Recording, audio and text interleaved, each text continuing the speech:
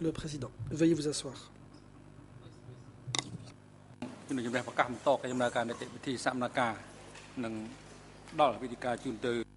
L'audience est ouverte.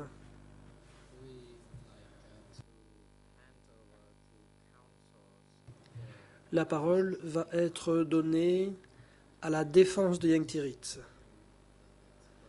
qui pourra, le cas échéant, interroger les experts.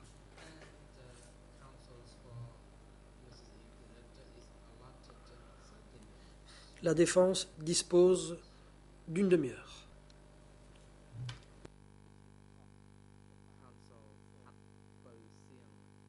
Maître Pat Persian.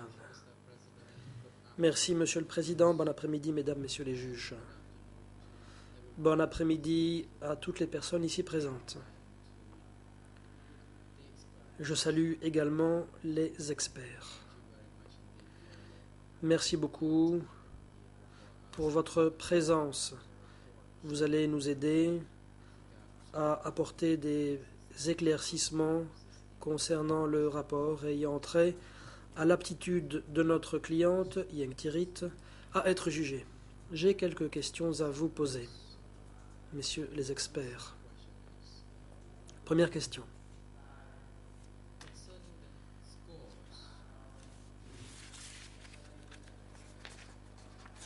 Concernant le score obtenu lors des tests, le docteur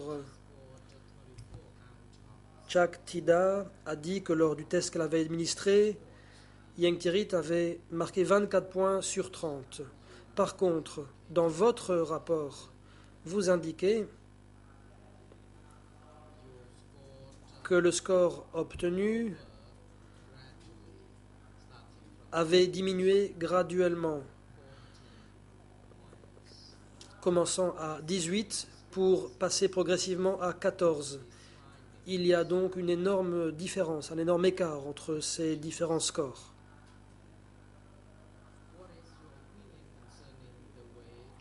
Que pensez-vous de la manière dont le docteur Chaktida a donné le score lors du test administré à Yang Tirith? Est-ce qu'à votre avis, elle a procédé selon le test standardisé? Réponse non. Le système d'attribution de points et le système utilisé par le docteur Chaktida, comme je l'ai déjà dit, sont incorrects. Si l'on prend son propre test et qu'on recalcule le score en utilisant les bons critères, on parvient à un score de 15, ce qui n'est pas complètement différent du score que nous avons présenté au fil des 2 dernières années, puisque, comme vous l'avez dit, nous étions dans une fourchette allant de 18 à 15 l'année dernière, tandis que cette année, c'était dans une fourchette de 11 à 14. Les scores donnés par le docteur Chaktida ne peuvent être utilisés car le test n'a pas bien été administré. Si l'on recalcule les scores en appliquant les normes standardisées, on parvient à un score de 15. Nous avons attribué des scores 2 jours différents et cette semaine, elle n'a pas dépassé 12. Comme je l'ai déjà dit, le personnel chargé de la santé mentale au centre de détention, qui connaît très bien Yang Tirith, a remarqué que le score obtenu lors des tests s'inscrivait dans une fourchette de 11 à 15 entre le mois de mai et le mois d'août de cette année.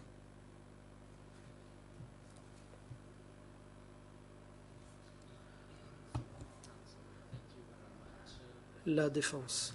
Merci beaucoup, professeur, pour cette réponse. Question suivante.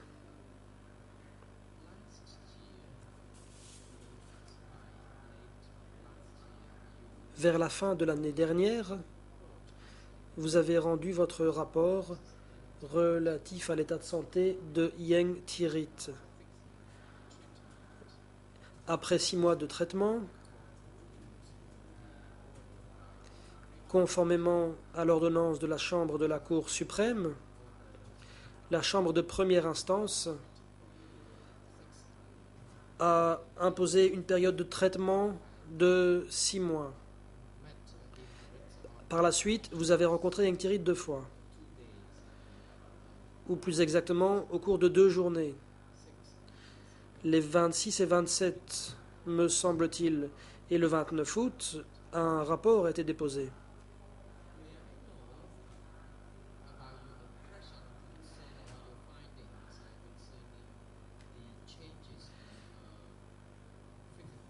À quelle conclusion êtes-vous parvenu concernant d'éventuels changements de son aptitude physique et mentale? Réponse. Est-ce que vous parlez de son aptitude à être jugé et à entrer un plaidoyer, ou bien est-ce que vous parlez de ses facultés cognitives?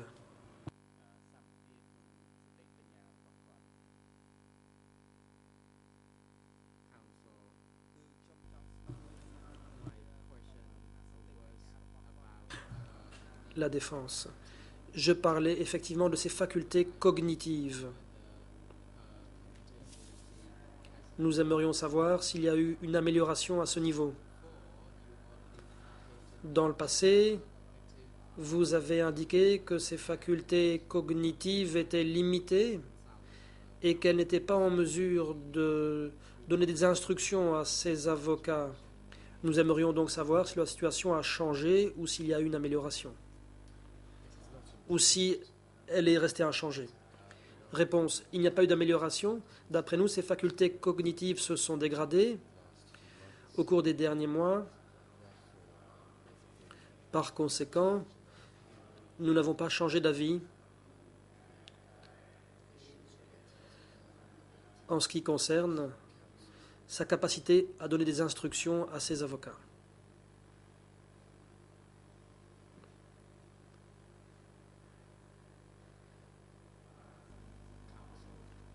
Question. Merci beaucoup, professeur. Question suivante, d'ordre plus technique.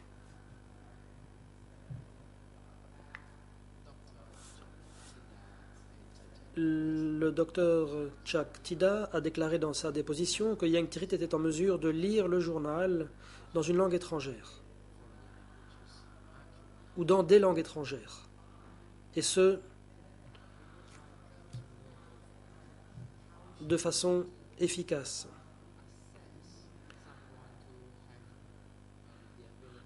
Comment peut-on évaluer la capacité d'une personne à lire le journal? Comment peut-on exclure des symptômes de démence de cette manière? Réponse. C'est très difficile. Vous demandez de faire des commentaires sur les conclusions du docteur Chuck Tida. Nous ne savons pas comment elle a testé cela. D'après les gens qui s'occupent d'elle,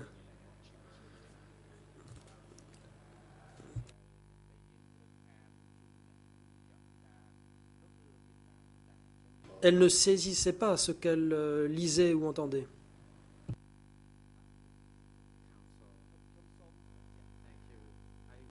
La défense.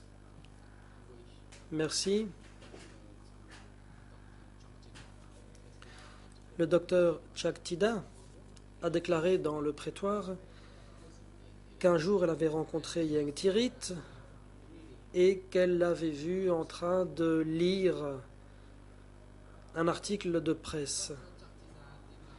Le docteur Chuck Tida ne se souvient pas du nom du journal ni du titre de l'article, mais elle se souvient que Yang Thierry lisait quelque chose en français. Le docteur Chuck Tida, connaissant le français, elle a donc pu juger que Yang Thierry était capable de lire correctement en français. Ma question est donc la suivante. Si quelqu'un est en mesure de lire sans erreur un article de presse, peut-on de ce fait exclure des troubles démentiels? Réponse. Non. Des personnes démentes peuvent lire, reste à voir combien ils comprennent et retiennent. Comme nous ne savons pas sur quoi portaient les questions du docteur Chakida, il nous est difficile de dire si Yang Tirit comprenait ou non. Il me semble très improbable qu'elle ait pu comprendre ce qu'elle lisait.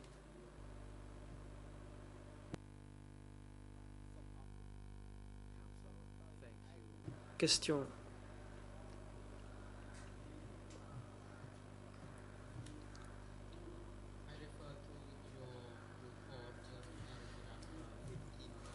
S'agissant du paragraphe 59 de votre rapport, à la deuxième phrase, vous indiquez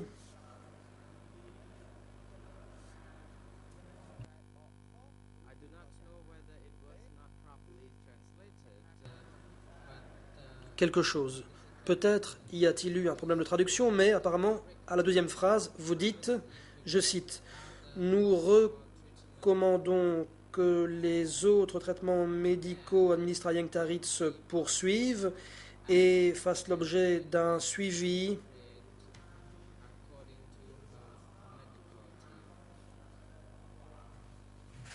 au moment approprié, déterminé par son équipe de médecins.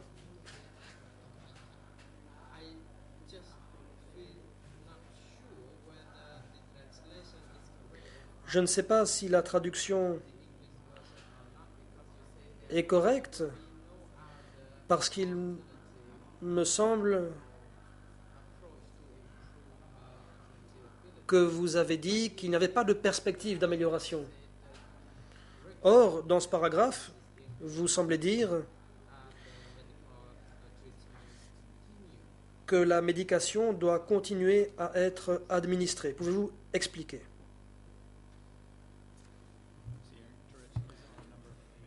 Réponse. Yang Tirit prend d'autres médicaments qui portent surtout des troubles cardiaques et intestinaux. Elle ne prend pas de psychotropes. Le traitement qu'elle reçoit contre la démence, à savoir la rivastigmine, on en a déjà parlé, il s'agit d'un examen physique. Les médicaments qu'elle prend n'ont pas d'incidence sur ses fonctions cognitives. Et il faut maintenir la médication qui a été prescrite pour traiter certains problèmes médicaux.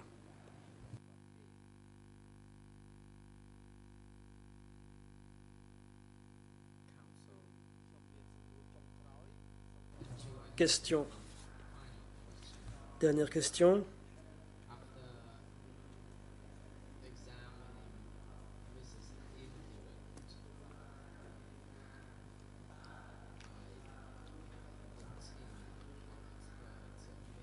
L'équipe d'experts a examiné Yang Tirit.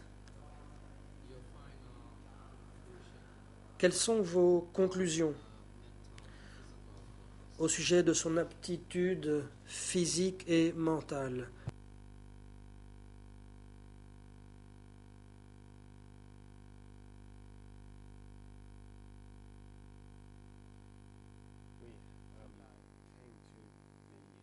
Réponse.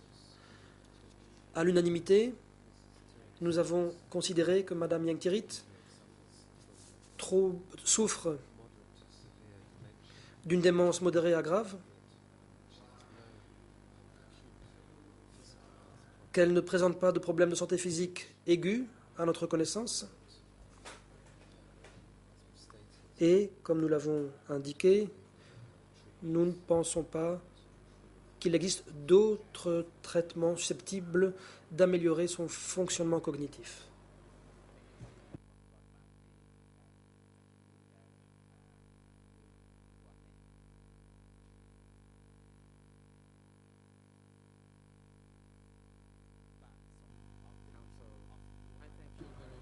La défense. Merci beaucoup, messieurs. J'en ai terminé. Je souhaite laisser la parole à ma consoeur. Merci, Monsieur le Président, Mesdames, Messieurs les juges.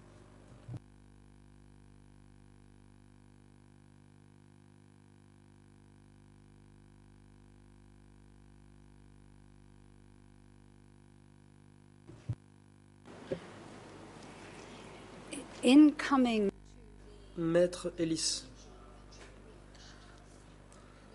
pour en arriver à la conclusion selon laquelle, d'après vous, Yengtirit souffre d'une démence modérée à grave, nous constatons dans votre rapport, au paragraphe 60, que vous avez examiné les principes directeurs relatifs à la pose de diagnostic, et ce, en application de la 10e édition de la classification internationale des maladies. Il s'agit là, n'est-ce pas, de principes directeurs standardisés, publiés par l'OMS, pour aider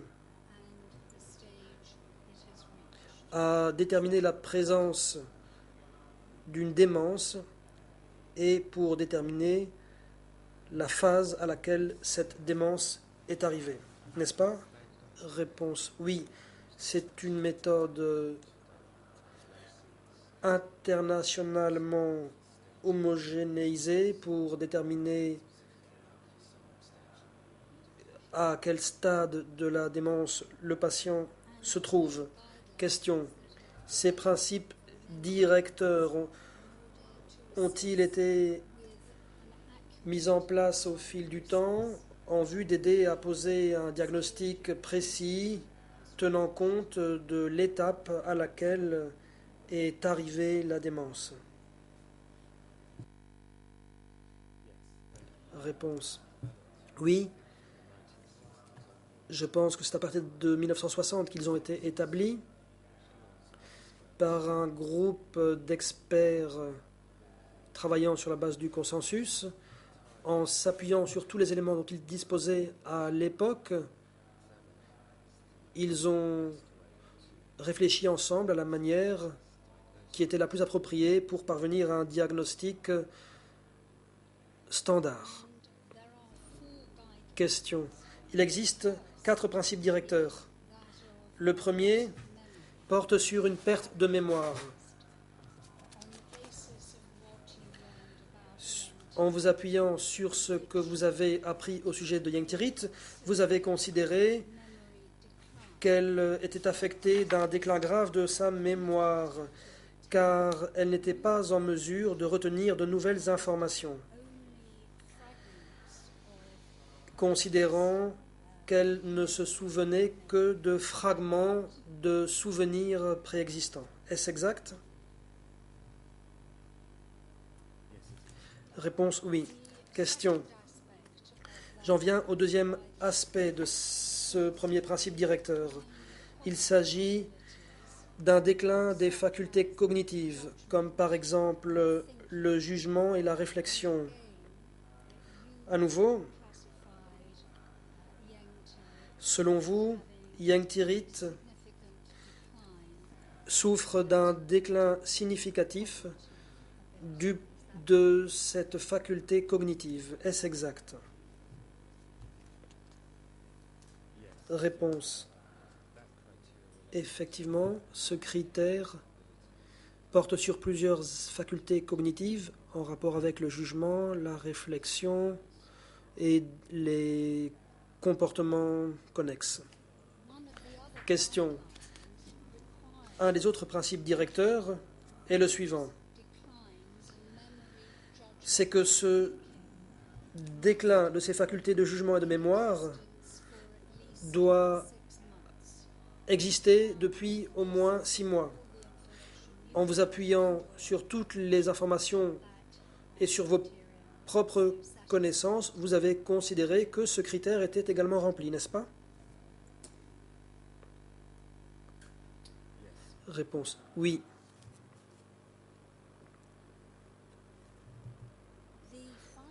Question. Le dernier critère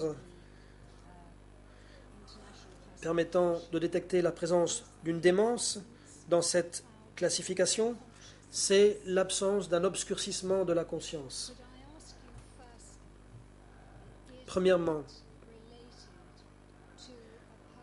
est-ce que ceci est en rapport avec la capacité qu'a une personne d'être consciente de l'environnement dans lequel elle se trouve?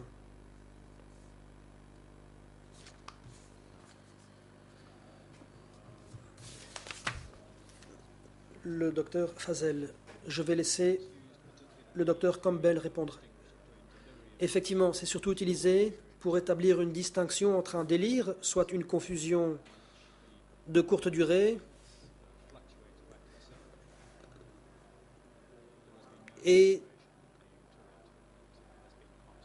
qui est une situation dans laquelle il n'y a pas de fluctuation. Pour Yang Tirit, il n'y a pas eu de fluctuation, il n'y a pas eu d'obscurcissement temporaire. La confusion et les troubles de mémoire étaient constants. Question. Le critère est donc rempli puisqu'en permanence, elle se trouve dans un état dans lequel elle n'a pas suffisamment conscience de l'environnement dans lequel elle se trouve. N'est-ce pas? Réponse oui.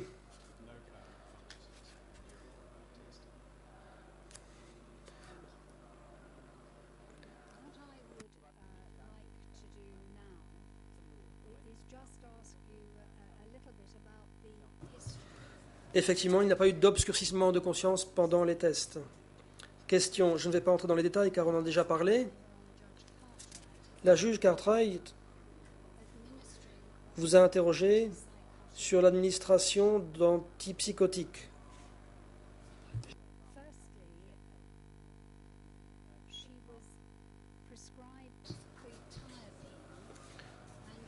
On lui a prescrit de la kétiapine et du benzodiazépine. Est-ce que ce sont là deux antipsychotiques?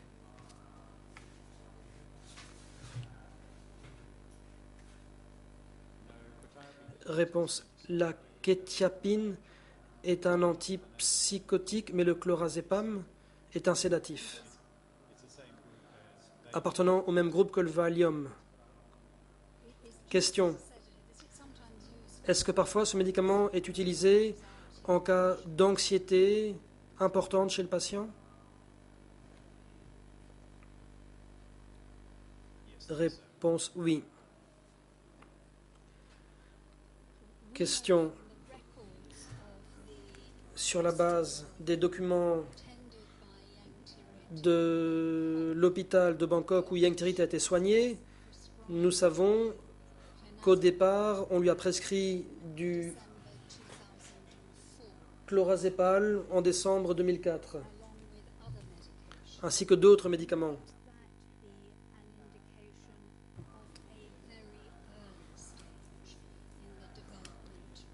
Ne s'agirait-il donc pas d'une phase précoce de démence?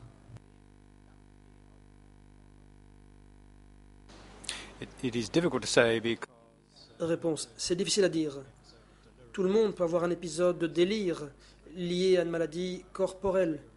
Par exemple, en cas d'anémie, il peut y avoir délire chez quelqu'un de jeune.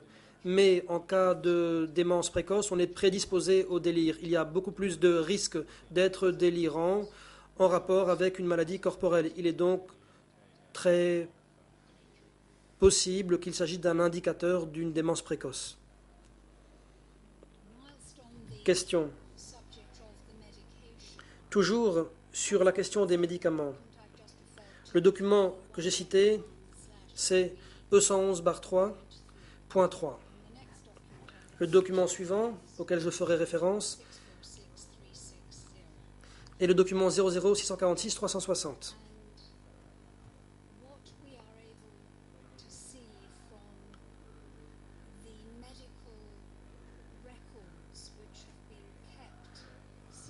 Dans les documents médicaux qui ont été conservés depuis que Yang Tirit se trouve en détention, on peut constater que durant la période allant du 20 décembre 2007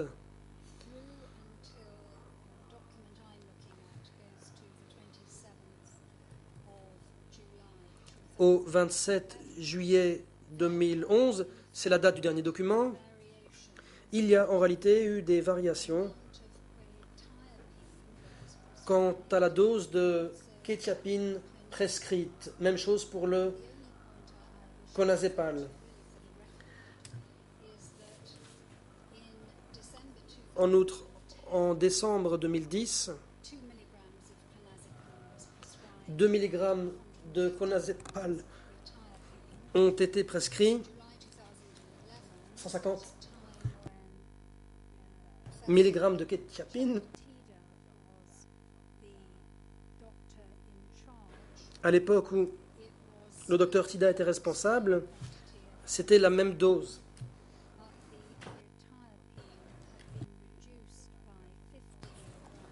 De clomazepam.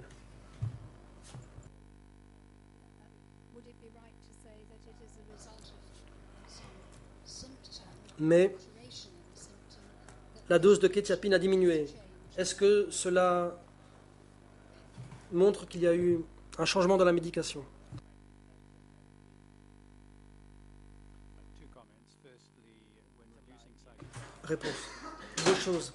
Quand on diminue la dose d'un psychotrope, il faut le faire graduellement. C'est ce que j'ai recommandé quand j'ai vu pour la première fois Yang-Tirit, une baisse progressive de la dose. Deuxièmement, ces médicaments sont parfois utilisés en cas de démence lorsque le comportement est marqué par une agitation ou l'agressivité. Ces médicaments sont utilisés essentiellement en cas de maladie psychotique, surtout la quetiapine. Ils peuvent l'être chez des personnes atteintes de démence, mais avec beaucoup d'attention, compte tenu des effets secondaires que ces médicaments peuvent entraîner. Question. J'aimerais à présent passer en revue quelques points de votre rapport.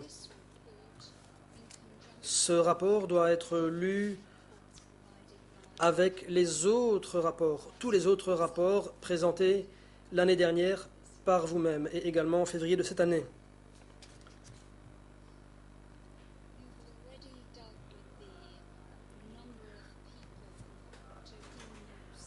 Vous avez déjà parlé d'un certain nombre de personnes avec lesquelles vous êtes entretenu au sujet de l'état de santé de Yang-Tirit.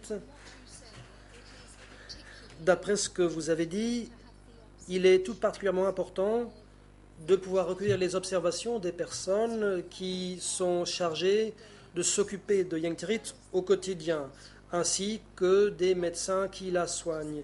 Est-ce exact?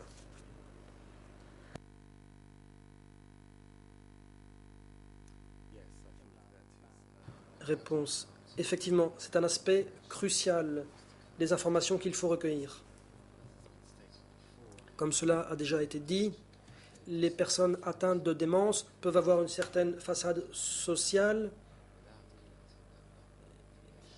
et parfois les informations ainsi obtenues au cours de l'entretien sans les autres informations peuvent induire en erreur. Question.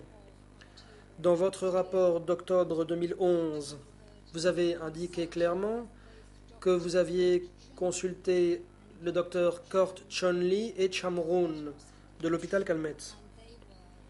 Vous avez indiqué que ces médecins partageaient votre avis, à savoir qu'il existait un déclin net des facultés mémorielles de Yang-Tirit. Ce sont des médecins supplémentaires qui ont participé à l'examen. C'est pour ça que je signale le nom de ces personnes. Est-ce exact? Réponse. Effectivement. En outre, en 2009, le professeur Carr, psychiatre cambodgien, en collaboration avec le docteur Brindit, expert international, est parvenu à la conclusion qu'il fallait poser un diagnostic de démence légère. Looking at your observations at paragraph. Question. Paragraphe 40 de votre rapport.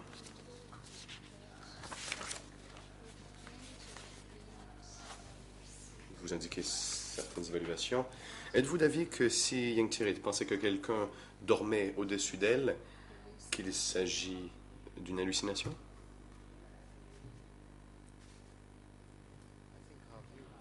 Docteur Fazel, nous étions, je crois, d'avis que c'était anormal.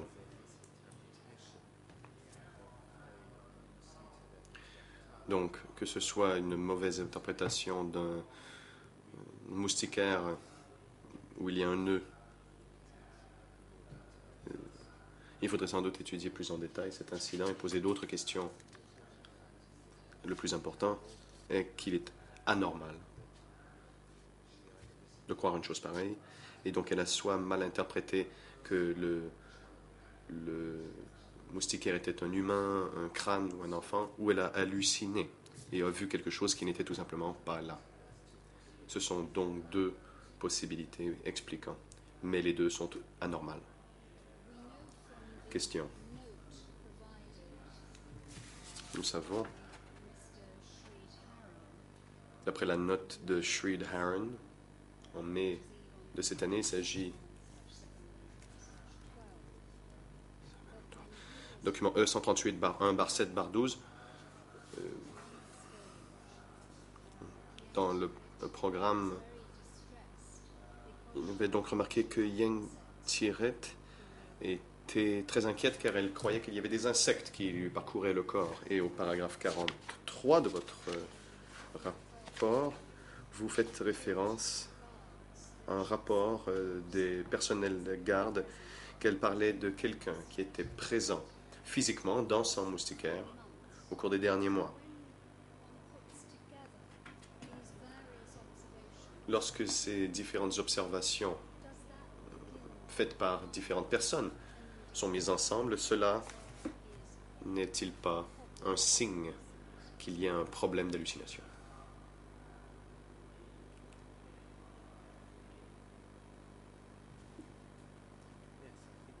Docteur Fazel, on pourrait dire qu'il y a un problème général de perception. Il existe des définitions très précises que l'on appelle cela une illusion, une hallucination ou une mauvaise interprétation. Il est juste de dire, en tout état de cause, que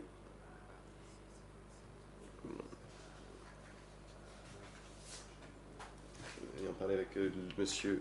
Sridharan, sans avoir parlé à M. Sridharan, sur la base des informations que nous avons reçues de la part des gardes, par exemple, qu'il y avait quelqu'un dans son moustiquaire, nous pouvons considérer qu'il s'agit d'une perception anormale. Question. Ces perceptions anormales se retrouvent-elles chez quelqu'un qui souffre d'une certaine sévérité, d'une démence d'une certaine sévérité, n'est-ce pas? Vous dites que le score corrigé du test MMSE administré par Mme Chaktida aurait été de 15, ce qui aurait ramené Yang Tiret dans une catégorie de déficience cognitive grave. L'interprète se reprend. Significative. Réponse. En effet, les principes directeurs internationaux montrent que tout ce qui est en dessous de 23 est anormal et moins de 20 montre un niveau modéré de déficience cognitive. Question. Et cela viendrait soutenir ce qui avait été dit par le Dr Chak à ce même paragraphe 40, où elle a indiqué que Yang Tiret ne pouvait se souvenir du sujet de conversation 1 ou 2 minutes après le début de cette même conversation.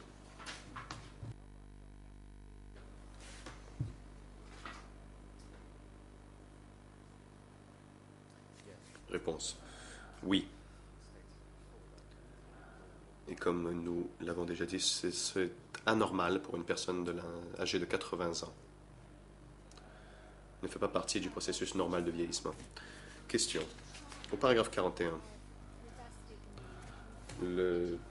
l'essai de Rivastigmine avait duré en tout 20 semaines, n'est-ce pas? Dois-je comprendre, dans les observations du rapport qui vous a été montré par l'accusation ce matin,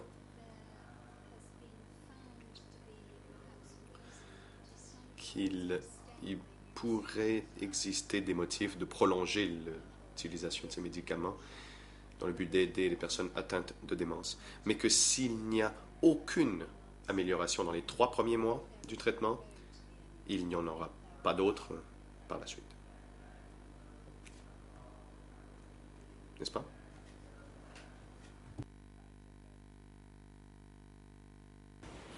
Well, the evidence on this topic does.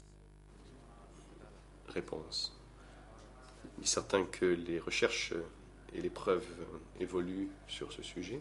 Ce qui nous a été montré ce matin était que l'amélioration n'était pas plus que de 2 points dans le mini-examen de l'état mental. Et il s'agissait du donépésil.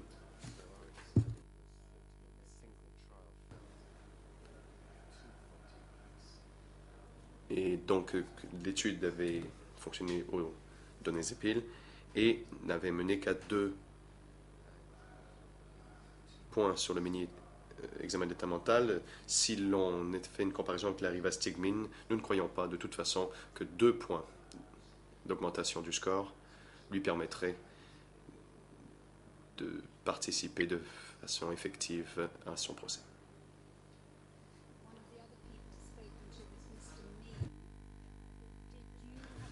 Question.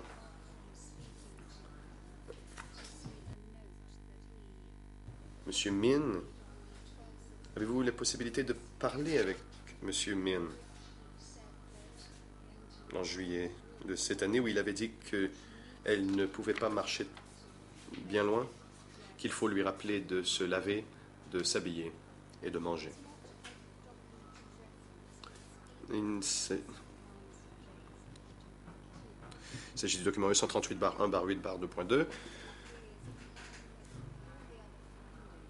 Êtes-vous d'accord pour dire que cela cadre avec les autres constatations? Je soulève cette anecdote car c'était le même jour que l'examen mené par le professeur Chaktida qui avait donné lieu à un score de 24. Êtes-vous d'accord que ce qu'a déclaré l'infirmier cadre plus avec un patient qui aurait un score de 15? Professor Campbell. Docteur Fazel. Professeur Campbell. Le professeur Campbell. Nous n'avons pas lu la note, mais cela correspond avec ce qu'il nous a dit lorsque nous l'avons rencontré. Et comme vous le dites, cela cadre plus avec un score dans la quinzaine qu'un score de 24.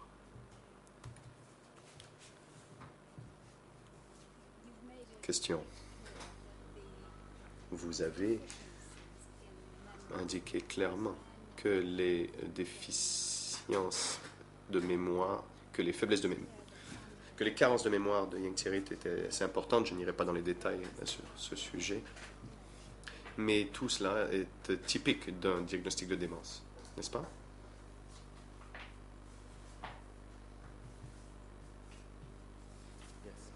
Réponse, oui. Question. J'aimerais en venir aux facultés Strugar. Au paragraphe 62, vous indiquez que Yang Tirith aurait des difficultés considérables tant à la capacité d'introduire un plaidoyer et aussi la capacité, dans le cadre de son aptitude à être jugé, n'est-ce pas?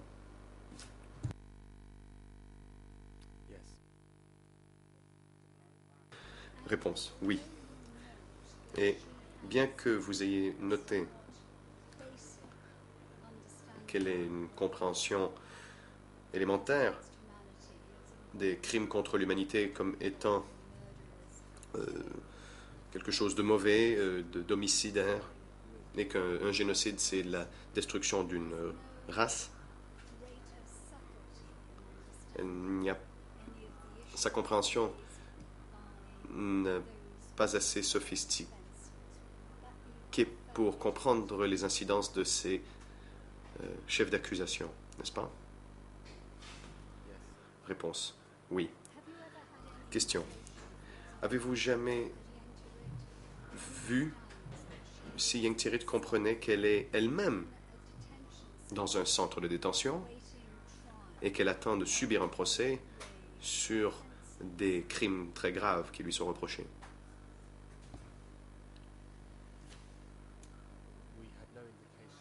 Réponse. Rien ne nous portait à croire que c'était le cas dans les entretiens que nous avons eus avec elle cette semaine.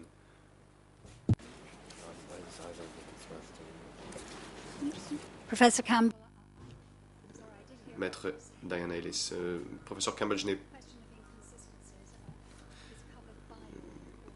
j'ai entendu ce que vous avez dit, mais je vois que la question des incohérences était notée dans votre rapport, mais quand on lui pose la question, Yang Tirith n'est pas capable de donner une réponse constante à ces questions, et vous êtes d'avis qu'elle ne fait pas exprès d'essayer de... En fait, qu'elle ne fait pas semblant, et qu'elle ne comprend tout simplement pas ce qu'on lui demande, n'est-ce pas?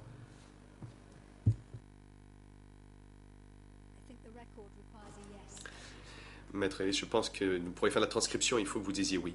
Le professeur Campbell, oui. Question. Votre position est donc...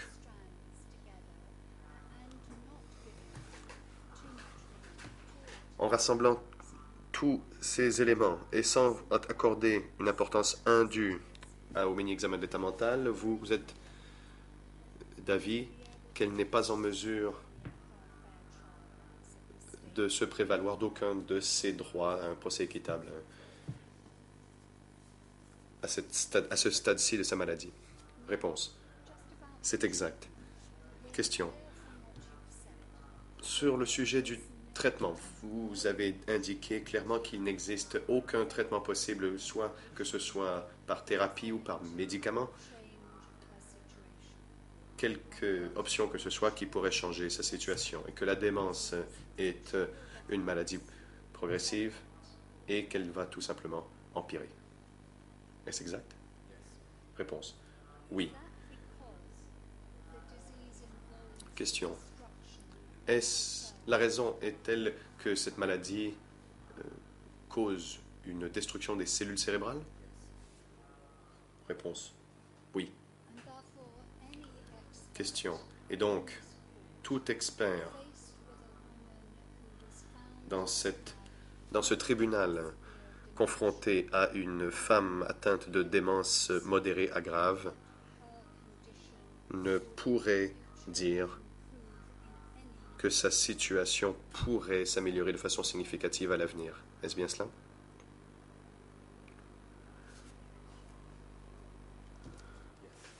Réponse. Oui.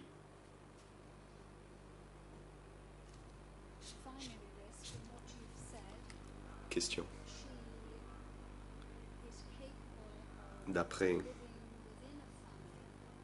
ce que vous avez dit, elle peut vivre en environnement familial à partir du moment où elle reçoit des soins de quelqu'un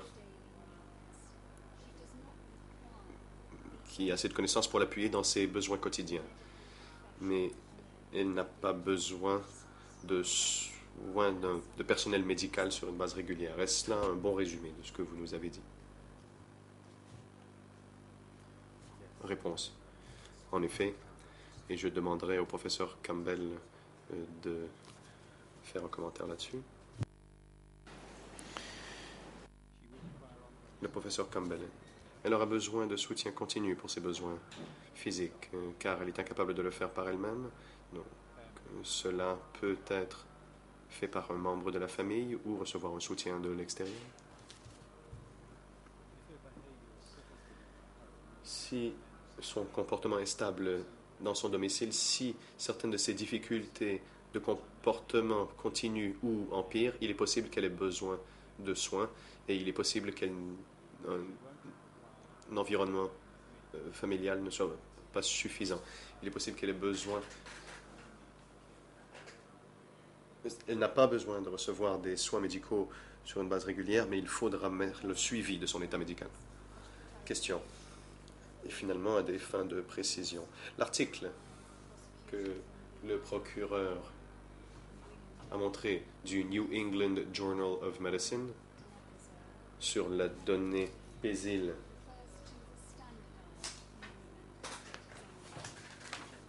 et la mémontine, devons-nous comprendre que cela cadré avec le MMSE dont nous avons parlé au tribunal? I've never seen it referred to as the SM. Réponse. Oui, je n'ai jamais entendu qu'on l'appelait le SMMSE, mais nous pouvons tenir pour acquis que ce SMMSE est la même chose que le MMSE. Maître Ellis. Merci beaucoup. Le président. Je vous remercie.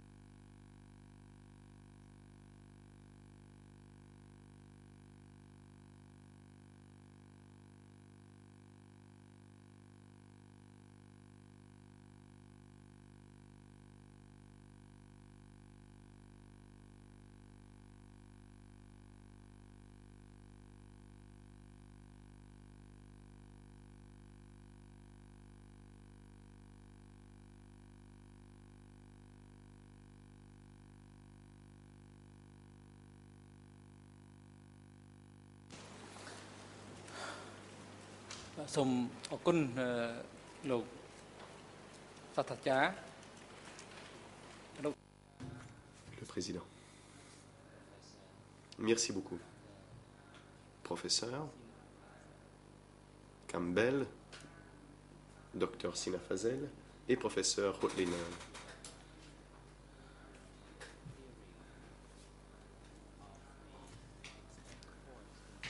L'audience sur les rapports d'experts et les résultats de la réévaluation de l'aptitude à être jugée de Mme Yang Tirit vient de se terminer. Vous pouvez maintenant rentrer chez vous ou tout autre endroit où vous désirez aller. Nous vous sommes très reconnaissants pour tous les efforts que vous avez déployés au cours des derniers jours. En particulier, Dr Fazel et Professeur Campbell, vous avez voyagé de très loin pour apporter votre soutien à la Chambre, et cette aide contribuera à la manifestation de la vérité dans le dossier dont nous sommes saisis. La Chambre souhaite faire remarquer que les 3 experts ont été très patients et ont été d'une collaboration exemplaire avec la Chambre. Votre contribution est très importante pour la manifestation de la vérité et pour déterminer l'aptitude à être jugé d'Ieng Thiriet. Nous vous souhaitons donc un bon retour chez vous. Huissier l'audience, veuillez coordonner avec la section d'appui aux témoins et experts pour coordonner le retour chez eux des experts.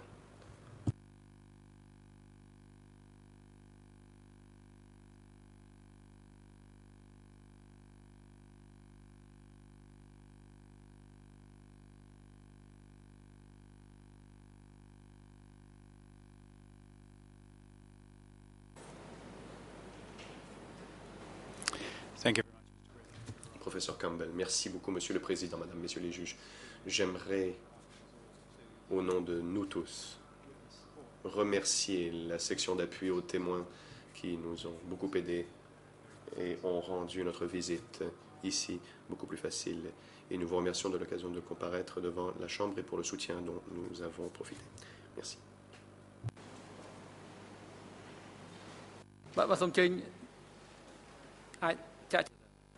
Le Président.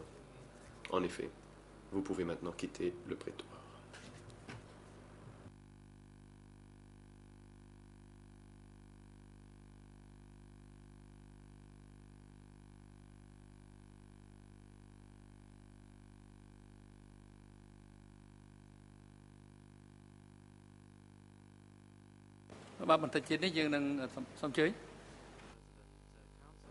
Le Président. Vous demandez la parole, Maître?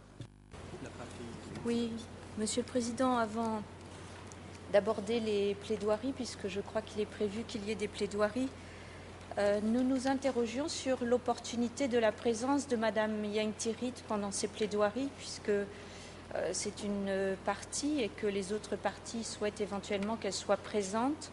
Il y avait des raisons qu'elle ne soit pas là pendant les débats techniques, les discussions techniques sur sa santé, mais je pense qu'à moins qu'il nous échappe une raison juridique qui justifie son absence à ces débats, en ce qui nous concerne, nous aurions souhaité qu'elle puisse être présente pendant les plaidoiries.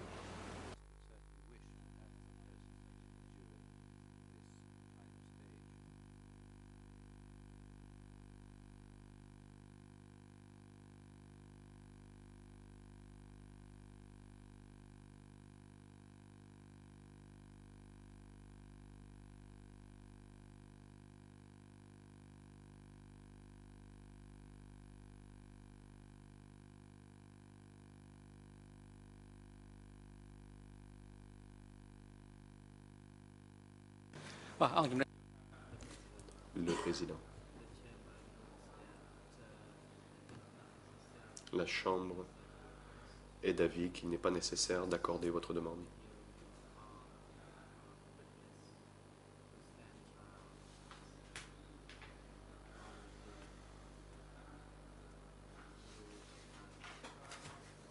Car la question de son aptitude a déjà été tranchée et Ieng Thiriet est dans sa cellule et nous avons demandé qu'elle soit présente dans la cellule tension temporaire dans le cadre des audiences. Elle est donc là et poursuivre les débats. Finalement, avant de mettre fin à l'audience, nous souhaitons laisser la parole à la juge Cartwright.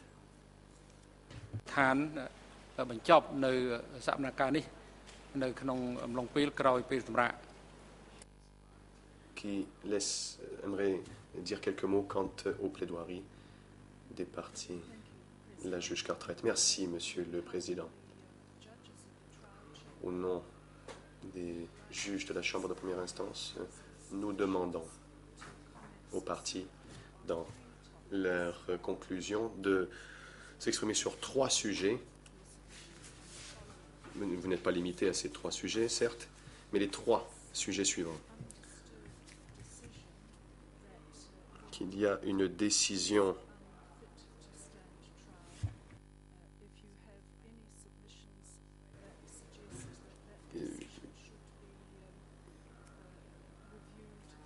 il existe une décision que Ieng Thirith est inapte à être jugé. Si vous avez des observations à ce sujet, veuillez vous exprimer là-dessus. Deuxième point, si la décision est maintenue qu'elle est toujours inapte à être jugée, avez-vous des observations sur sa détention ou son maintien en détention? Et le troisième sujet sur lequel la Chambre vous demande de vous prononcer,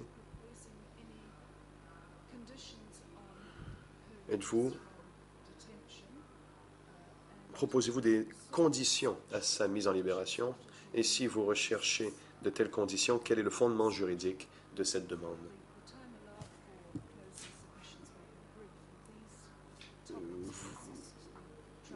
C'est vos plaidoiries. Le temps accordé pour les plaidoiries seront brefs et nous apprécions vos observations sur ces 3 points. Monsieur le Président. Le Président. Non, pas tout de suite. Nous allons prendre une pause de 20 minutes et nous reprendrons donc les débats par la suite. À la reprise de l'audience, nous entendrons les plaidoiries, d'abord par l'accusation, puis par la partie civile, et finalement par la défense d'Ieng Thirith.